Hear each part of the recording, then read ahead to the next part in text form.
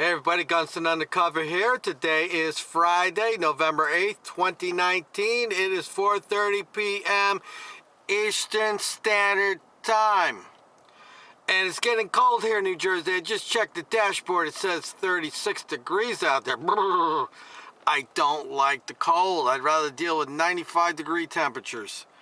So we got a Copaganda story here. I had to address it since I've been on this topic. Me and Matt have been on it for the past few weeks. And this one is put out by Holmdel Township Police. And let me put it right up there for your viewing. There it goes in focus. So Holmdel decides they're going to put this little Copaganda story up about DWI checkpoints. Well, I'm not saying I'm an expert on it, but I certainly got some more insight to it than the average Joe on the street does. So this was posted yesterday, November 7th at 8:33 a.m. DWI checkpoints reduce fatalities by as much as 20%. Well, they're really stretching that one. Centers for Disease Control and Prevention. DUI checkpoints are a highly effective way to keep roads safe, especially during the holiday season when more vehicles are on the road and more people are driving under the influence. The primary purpose of checkpoints is to deter impaired driving, not to increase arrests. Police generally arrest impaired drivers detected at checkpoints and publicize these arrests. But arrests at checkpoints should not be used as a measure of checkpoint effectiveness. The number of drivers evaluated at checkpoints would be a more appropriate measure. Okay, and they got that little picture right there. There's a link you can click on. All right, so, people, I have the Oprah request right here for the DWI checkpoints that we've been covering over here in New Jersey for the past few weeks. I printed it out, put it in this nice little binder. Probably cost me about $5 to do all this. And what I have here is, this is the order by the freeholders, the appropriate resolution. And let me continue here. This was the Monmouth County DWI Strike Force checkpoint policy that they're supposed to follow.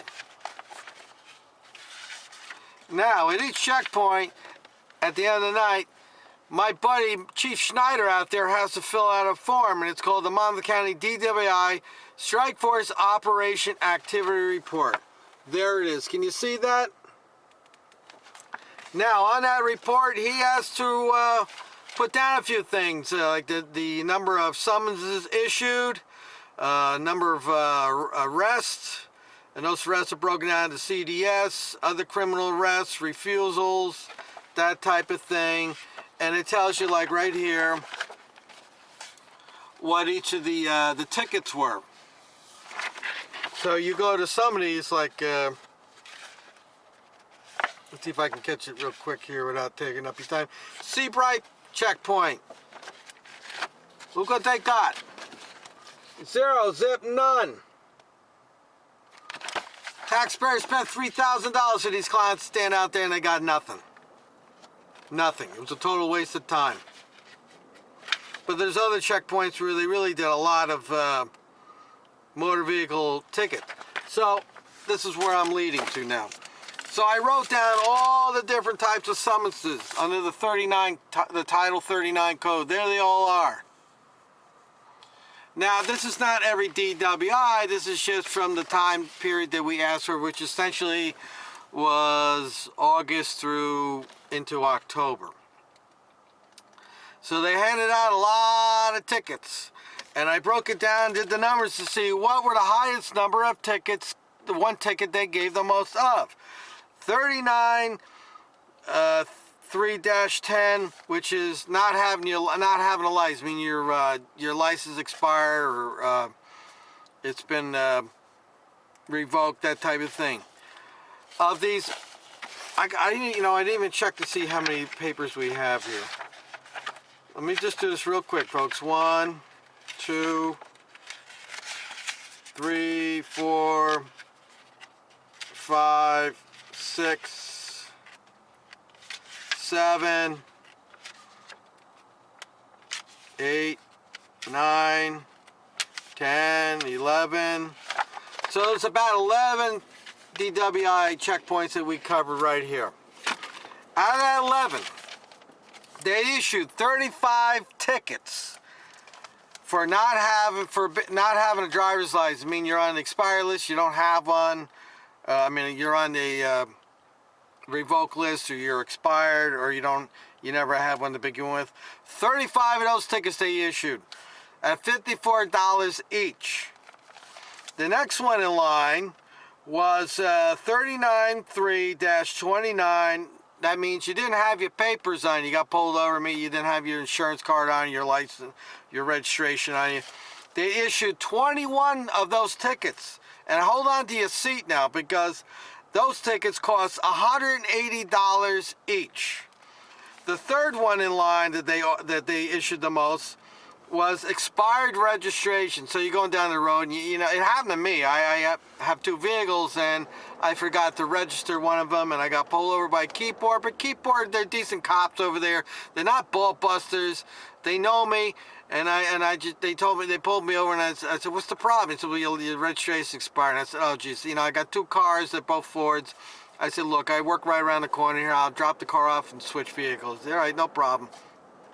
No problem. So with expired registration tickets, they issued 11 of those at $54 each. Now, just to remind everybody, so you got a ticket that's $54, the town gets half of that. So half of 54 is $27. 27 times 35, do the math, that's how much money they made. At $180, they're getting $90 each. So 21 times 90, do the math, that's that's well over, that's a lot of money. And then you got 11 tickets here at 54, so 27 times 11. That's where all the money's at. There's other tickets here where, they just did a lot of onesie, twosies, 5, 4, 9.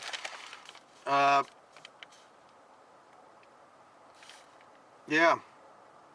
So what we conclude out of this, on all these tickets here, this is the number of each one that were issued, is that the biggest thing that they profit on is motor vehicle tickets. The amount of arrests that they made, which is right over here, I'll bring up this paper. This is how many people they arrested. Right there. Now, in this thing, it just says DWI arrest July 1st through September 1st. That's the only records they have for us. So it doesn't really fall into what we covered here, but I know I added up about 10 in the period that I covered with these DWI, with these reports. So they had about 10 arrests. Of those 10, some of them were refused. Now there was also another one that was arrested, only had .04. You have to blow .08 to be under the influence, to be legally drunk. So Matt Tim said there's a difference between being drunk and being under the influence. So somebody got a .04 and they arrested him and impounded their car. This is what they do. But just because you get arrested here in America does not mean you're guilty. There's things that they do wrong, like that whole checkpoint. We think the whole thing is wrong. And it might be easy to beat some of these tickets that they're issuing simply because of the way they're doing it. So 10 arrests for DWI, and I don't know, there might be a CDS in there. That doesn't mean they're guilty, all right? It just means they've been arrested. A lot of people get arrested and get acquitted. So we really know what these DWI checkpoints are all about. It's all about tickets. Now, let me say something about these tickets. Is most of these tickets, if you're just driving down the road, the cop is not going to know you're violating some of these things, okay? If your license expired and you go down the road and he's got the plate reader on and it reads the plate, it doesn't necessarily say that your license expired. They don't know who's driving that car. So that a lot of these tickets here, they would not be able to do it. They would not be able to pull you over because, one, they just wouldn't know. they wouldn't know without pulling you over and investigating. Now, if you got an expired registration and they happen to have the plate reader on it, that would grab it. But if you're just going down the road, they're not going to know. So this is what the DWI checkpoint primarily is used for. It's used to circumvent the Fourth Amendment, meaning that when a cop is on the road, he needs probable cause to pull you over. You've been swerving, you've got a tail light out, you're missing your license plate. I don't know. He runs your plate and finds out your registration expired. Now he has a reason to pull you over.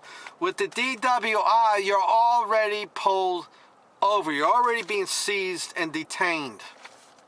So now they got you in a secure area. They're pulling you off the road. They're putting you into to the first point. The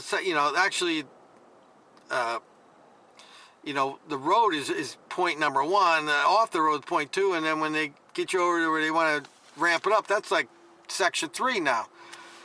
So they stop you, and that's where they allows you to get up. They allows them to get up and do that officer walk-up investigation. They start flashing the flashlight. They want to look at your papers. You don't have this. You don't have that. This isn't right. That isn't right. That is what the DWI checkpoint is effective in doing. It's effective in motor vehicle enforcement. It is not effective in DWI. And I would say this to everybody out there. They are violating your rights to no end.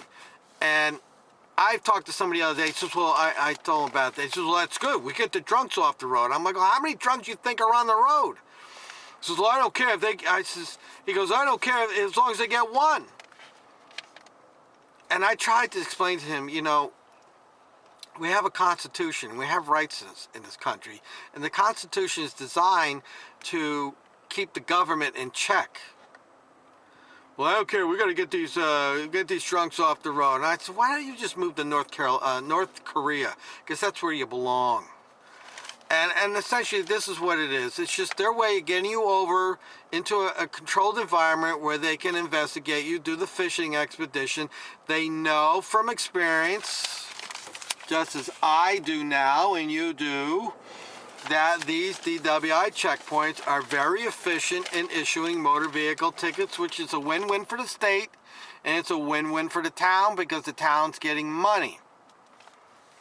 Now, if you ask me, you spend $3,000 a night to force to get DWIs. I don't know how many they're getting. I keep asking the prosecutor's office every time, what are results? How many convictions do you have? They don't want to talk it. They never want to talk about what the convictions are because, the numbers are not going to make them look good. They don't want you to know the truth. They want you to believe that Copaganda crap like this Holmdel Township police thing put up on their thing where, 20 buy as much as 20%. That's the key word, buy as much. It's crap, okay? The best way to get drunks off the road is to take saturation patrols, let those officers drive up and down a stretch of road all night long looking for impaired drivers, and then when they find one, they have a legal right to pull that person over and question them. It now is legal. When they're pulling you into a checkpoint, it's a fishing expedition. They are violating your First Amendment. They are violating the Supreme Court ruling. They are violating the state rulings on this. It's all designed to make money. And they just put this propaganda out there, and the mind virus is in a lot of people's heads, and they're buying into it, and they're getting away with it. And finally, I'll finish it up with this. As far as we know, all the properties that they use to do the DWI checkpoints, they never got any written permission from any of them. They never gave the property owner a letter stating that they'll be responsible for anything any damages that happen as a result of that DWI checkpoint. So consequently, what happens? Somebody gets out of a car and they're drunk and they fall down and their knee lands on a big rock and they crack their kneecap. Guess who's going to be responsible? They're going to sue the county. They're going to sue the property owner, and then the property owner has to come back and sue the county. So you see, it's all big fast one. This DWI, it's a scam. They're just pulling a big fast one on you. And this Holmdel Township Police, it's nothing more than Copaganda.